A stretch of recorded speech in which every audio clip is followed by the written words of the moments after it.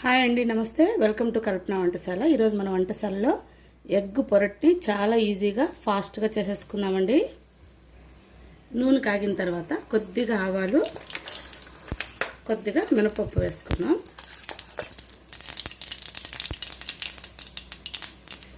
తర్వాత కొద్దిగా ఉల్లిపాయ ముక్కలు వేసుకుందాం. ఎంత ఎక్కువ ఉల్లిపాయలు వేసుకుంటే అంత బాగుంటుంది పొరట్ అనేది. తర్వాత మంట తగ్గించేసుకొని కొద్దిగా కరివేపాకుని కట్ చేసి వేసేసుకుందాం. అలాగే కొద్దిగా పచ్చిమిరపకాయ కూడా, కొద్దిగా కాదండి, ఒక పచ్చిమిరపకాయ తీసుకొని దీన్ని కూడా ఇలా చిన్న చిన్న ముక్కలు కట్ చేసి ఇందులోనే కలిపేసుకుందాం. ఇది బ్యాచిలర్స్ చాలా ఈజీగా టకటక చేసేసుకోవచ్చండి. మనకు కూరలు ఏం లేనప్పుడు ఇలా ఎగ్గుతో పొరటు చేసేసుకొని వేడి వేడి అన్నంలో కలుపుకొని తింటే చాలా బాగుంటుంది. తర్వాత రసం అలా చేసుకొని కూడా దీన్ని పక్కన పెట్టుకొని సైడ్ డిష్గా తినేయచ్చు. చాలా చాలా బాగుంటుంది. ఉల్లిపాయలు మరీ ఎర్రగా వేగకూడదండి, ఇలా వేగితే చాలు. ఈ టైంలో కొద్దిగా పసుపు వేసుకున్నాము.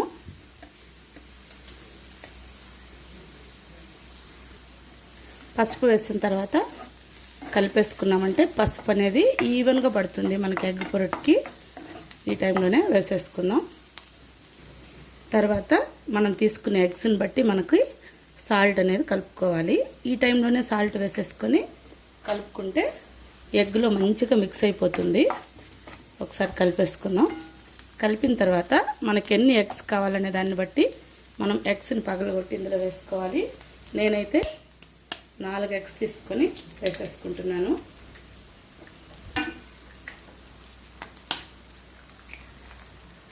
ఎగ్స్ పగలగొట్టి వేసుకునేటప్పుడు మంటని సిమ్లో పెట్టేసుకోండి.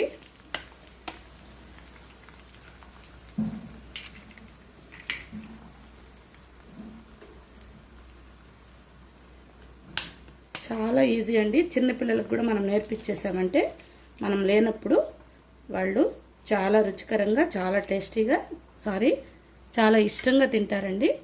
ఇలా ఎగ్స్ అంతా పగలగొట్టి వేసుకున్నాక ఒకసారి దీన్ని కలుపుకోవాలి. మనకి పెద్ద పెద్ద ముక్కలు కావాలనుకుంటే ఇలా స్లోగా కలుపుకోవాలి. అదే మనకు చిన్న చిన్న ముక్కలు కావాలనుకుంటే కొద్దిగా ఎక్కువగా గరిటిని కలుపుకుంటూ మనం చిన్న చిన్నగా చేసేసుకోవచ్చు. ఇప్పుడు మంటని మీడియం ఫ్లేమ్లోకి అడ్జస్ట్ చేసుకుందాం.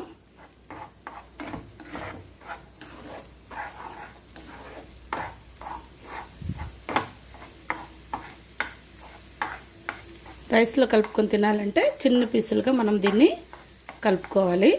లేదు సైడ్ డిష్గా తినాలనుకుంటే కొద్దిగా పెద్ద పెద్ద పీసెస్గా ఉండేటట్టు మనం దీన్ని కలుపుకుంటూ అడ్జస్ట్ చేసుకోవాలి.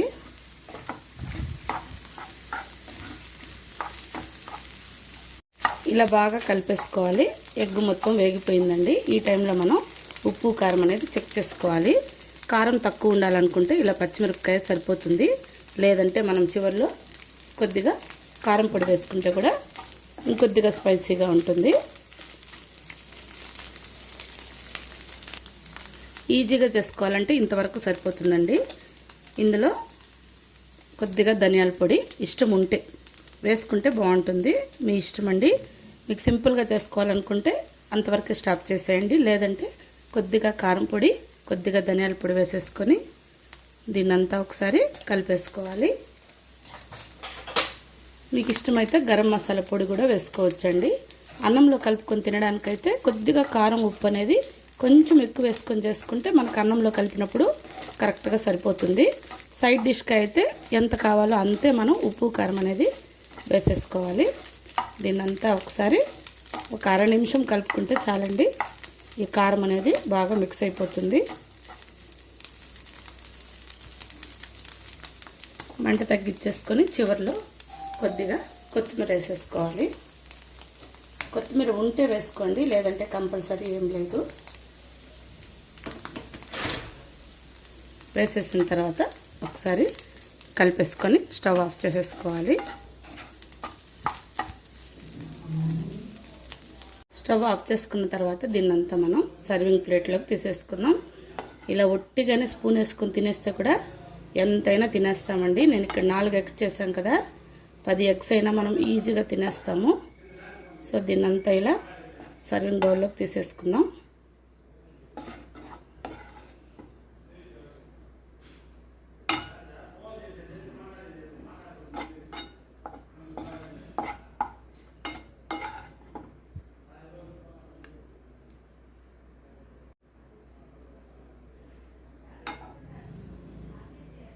ఇలా కావలసినంత పొరుటు పక్కన తీసేసుకొని మనం దీంట్లో కొద్దిగా రైస్ కలిపి చూపిస్తాను.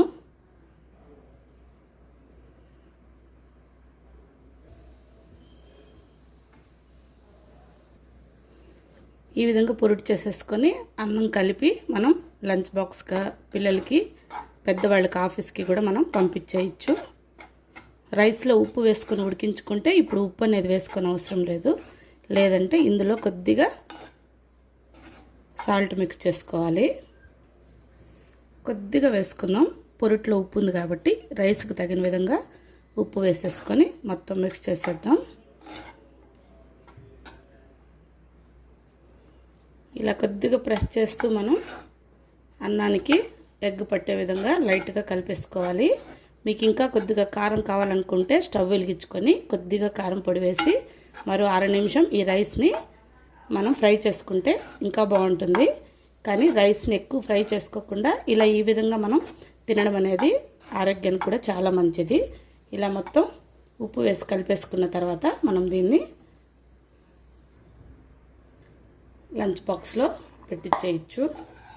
చాలా రుచిగా ఉంటుంది. మనకు టకటక అని సమయం లేనప్పుడు ఇలా ఈజీగా మనం చాలా రుచిగా స్పెషల్గా వెరైటీగా ఇలా లంచ్ బాక్స్ పంపించేయచ్చండి. వాళ్ళు ఇష్టంగా తింటారు. మనకి పని అనేది కూడా చాలా సింపుల్గా అయిపోతుంది. సో ఇలా మొత్తం వేసేసుకొని మనం లంచ్ బాక్స్గా దీన్ని హ్యాపీగా తినొచ్చండి. కూరలు ఏం లేనప్పుడు కూడా ఇలా ఎగ్ పొడి చేసుకొని అందులో కొద్దిగా రైస్ కలిపేసుకొని తింటే కూడా సూపర్గా ఉంటుంది. ఒకసారి తప్పకుండా ట్రై చేయండి. అంతే అండి. మీకు లంచ్ బాక్స్గా కావాలనుకుంటే లంచ్ బాక్స్గా, సైడ్ డిష్గా కానీ స్నాక్లా కానీ కావాలనుకుంటే ఇలా పొడిగా చేసుకొని హ్యాపీగా తినేయచ్చండి. బాగుంది కదా. ఒకసారి తప్పకుండా ట్రై చేసిన తర్వాత మీకు ఎలా కుదిరిందో మెసేజ్ చేయండి.